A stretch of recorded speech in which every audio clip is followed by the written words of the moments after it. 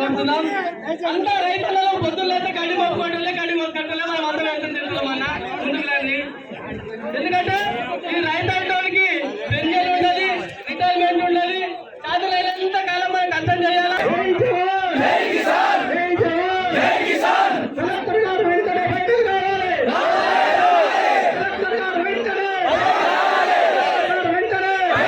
ఊరైనా ప్రళయం వచ్చినా భూమి బద్దలైనా ఇక్కడ సూర్యుడు అక్కడ పడిసిన నేను 2 లక్షల రుణం మాఫీ ఆగస్టు 15 లోపల చేస్తున్నా.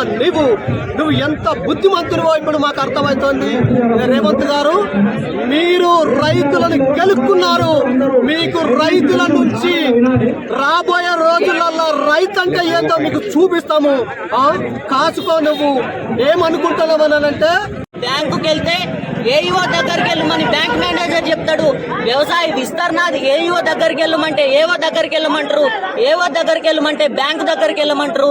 బ్యాంకు దగ్గరికి వెళ్తే మీరు జమ చేసిన 90,000 రూపాయలు మళ్ళీ విడత 4వ విడతలో మాఫీ చేస్తామంటారు. అంటే ఈ అమలు కాని హామీలు ఇచ్చి ప్రజలందరినీ మోసగిచ్చి రేవంత్ రెడ్డి ప్రభుత్వము ఏ రైతుల ఓట్లతోని గద్దెనెక్కిందో రేపు రాబోయే రోజుల్లో ఇదే రైతులు సెక్రటేరియట్ ముట్టడిస్తాము.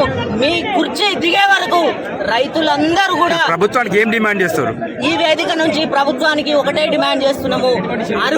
అర్హులైనటువంటి రైతులందరికీ కూడా మీరు రుణమాఫీ చేయాలి. అర్హులైనటువంటి ప్రతి రైతు కుటుంబానికి మీరు ఈ రోజు రేషన్ కార్డు ప్రాతిపదిక అని చెప్పిర్రు. ఎలక్షన్ కు ముందు రేషన్ కార్డు ప్రాతిపదిక అని చెప్పిర్రా? వేరే ప్రభుత్వం షరతులు పెట్టింది. నేను ఎటువంటి షరతులు లేకుండా రుణమాఫీ చేస్తానని హామీ ఇచ్చింది.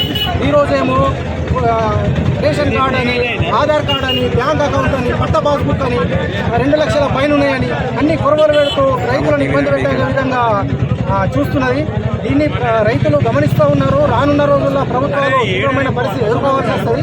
కనుక రైతుల పక్షాన డిమాండ్ చేసేదంటే ఉన్న ఫలంగా తక్షణమే ఎటువంటి షరతులు లేకుండా 2 లక్షల రుణమాఫీ చేయాలని ప్రభుత్వాన్ని డిమాండ్ చేస్తున్నారు.